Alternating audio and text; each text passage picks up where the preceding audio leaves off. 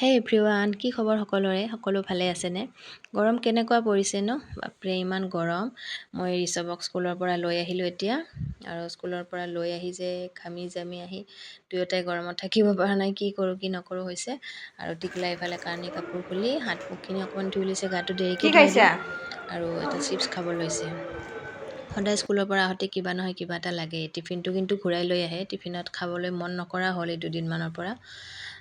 গৰমো পাইছে অৱশ্যে, আৰু গাটো অকণমান বেয়া, কাহ চৰ্দি হৈছে অলপমান। আৰু সি সেইকাৰণে কৈ আছিলে মাংস খাম, গতিকে তাক স্কুলৰ পৰা লৈ আহোঁতে একেলগে আধা কেজি মাংস লৈ আহিলোঁ। আৰু তাক আনিব যোৱাৰ আগতে মই আদা নহৰু এইবোৰ পেষ্ট পিঁয়াজ চিয়াজ কাটি ৰেডি কৰি থৈ গৈছিলোঁ, কাৰণ নহ'লে আহি গোটেইখিনি কৰালৈকে বহুত দেৰি হৈ যায়। আলু চালু চব কাটি থৈ গৈছিলোঁ।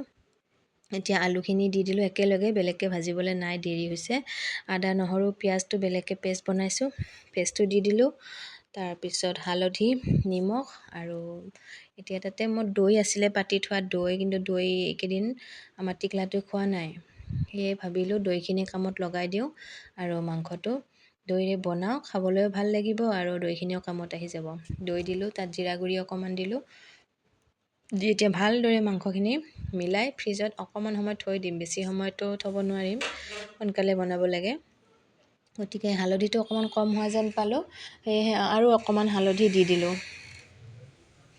তাৰপিছত ভালদৰে লৰাই এতিয়া মই এইখিনি ফ্ৰিজত অকণমান সময় মেৰিনেট হ'ব দিম দেই। আচলতে মেৰিনেট কৰা মাংসটোৰ সোৱাদটো কিন্তু খাবলৈ বেলেগ হয়। কেতিয়াবা মেৰিনেট নকৰাকৈও বনাওঁ, তেতিয়া খাবলৈ অলপ বেলেগ হয়, আৰু মেৰিনেট কৰা মাংসটো অলপ মানে সোৱাদটো সঁচাকৈ তাৰতম্য অলপ ঘটে। তাৰপিছত মই কেৰাহী গৰম হ'বলৈ দিলোঁ, দি তাত দালচেনি ইলাইচি লং আৰু এইটো কি কয় গোলমৰিচ দুটা এটা দিলোঁ, বেছি দিয়া নাই, সি জ্বলা পাব বুলি। তাতে কাটি থোৱা পিঁয়াজ আছিলে, ডাঙৰ আকাৰৰ পিঁয়াজ এটা, সেইটো তাত দি দিলোঁ। দি এতিয়া মাংসখিনি তাত দি কেনে এতিয়া ভালদৰে ভাজিব লাগিব। আৰু টিকলা এইফালে তাত টিফিনটো যে ঘূৰাই লৈ আহে, মই তাক অকণমান দম দি কেনে তাক সেইটো খাব দিলোঁ। তাৰপিছত সেইটো খোৱাদ লাগিছে দেই মোৰ কাষত। মাংসখিনিৰ পৰা পানী অলপ ওলাই, কিন্তু দৈৰ পানী থাকে যে, দৈৰ পানীখিনি ওলাই আহে পূৰা। তাৰপিছত ভালদৰে ভাজিব লাগিব, আৰু মই ঢাকন দি দিয়ে ভাজিম। এতিয়া ইয়াত ভাল মিলাই ল'লোঁ, লৈ এতিয়া ঢাকনিখন দি দিম। আকৌ মাংসটোত বেছি জলকীয়াও দিব নোৱাৰিম, কিন্তু দৈ দিয়াৰ কাৰণে মাংসটো ৰংটো মানে অলপ ভালদৰে কালাৰটো নাহে নহয়, অকণ বগা টাইপৰ হৈ থাকে। সেইকাৰণে তাতে মই জলকীয়া গুড়ি দিব নোৱাৰিম নহয়, সেইকাৰণে বিটৰ ৰস দি দিলোঁ। বিটৰ ৰসৰ কালাৰটো আহি যাব, ভাল লাগিব। নহ'লে মাংসত কালাৰ চালাৰ নাহিলে খাবলৈ মন নাযায়, ভাল নালাগে। আৰু সৰুকৈ এটা কুমলীয়া জলকীয়া এটা দিছোঁ, কাৰণ বিটো দিছোঁ নহয়, সেইকাৰণে অলপ মিঠাও লাগিব পাৰে, সেইকাৰণে জলকীয়া এটা দি দিছোঁ, একো নহয়, ভাল লাগিব। তাৰপিছত ভালদৰে ভাজি হোৱাৰ পিছত পানীখিনি দি দিলোঁ, অলপ পানী দিছোঁ দেই, বেছি দিয়া নাই। পানী দি এতিয়া আকৌ ঢাকোন মাৰি দিম। মাংস কিন্তু প্ৰায় সিজিছে, আধা সিজা হৈ গৈছে, তথাপি ভালদৰে সিজাব লাগিব। গতিকে আৰু এতিয়া ঢাকনিখন গুচাই দিলোঁ। গুচোৱাৰ পিছত মাংস প্ৰায় হৈছে, চাওকচোন। আৰু ৰংটো কিন্তু ধুনীয়া আহিছে দেই, ৰংটো বিটৰ ৰস দিয়াৰ কাৰণে ৰংটো ধুনীয়া আহিছে। কিন্তু আমিতো এনে জলকীয়া গুড়ি ব্যৱহাৰ কৰোঁ, কিন্তু আমাৰ টিকলাৰ কাৰণে মই দিয়া নাই, ঋষভৰ কাৰণে। আৰু ময়ো গৰমত তেনেকৈ জলকীয়া গুড়ি চুৰি খাবলৈ বেয়া পাওঁ। গতিকে এতিয়া এনেকৈ কাম চলালোঁ, ভাল লাগিছে দেখিবলৈ, আৰু খাবলৈও সঁচাকৈ বহুত সোৱাদ হৈছিল। মই যিমান দৌৰাদৌৰিকৈ বনাইছোঁ, আৰু আশা কৰাতকৈ কিন্তু বেছিয়ে ভাল হৈছিলে।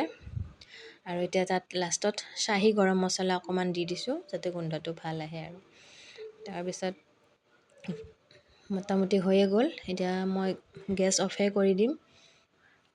ধুনীয়াকৈ হৈ গৈছে, বেছি জোল ৰখা নাই আৰু মই, কাৰণ দালি বনাইছিলোঁ, ভেন্দি দিয়া দালি, আকৌ চালাড তালাড বনাইছোঁ, আৰু দালি থকাৰ কাৰণে মই মাংসটো অকণমান এনেকৈয়ে ৰাখি দিলোঁ, জোল বেছি বনোৱা নাই।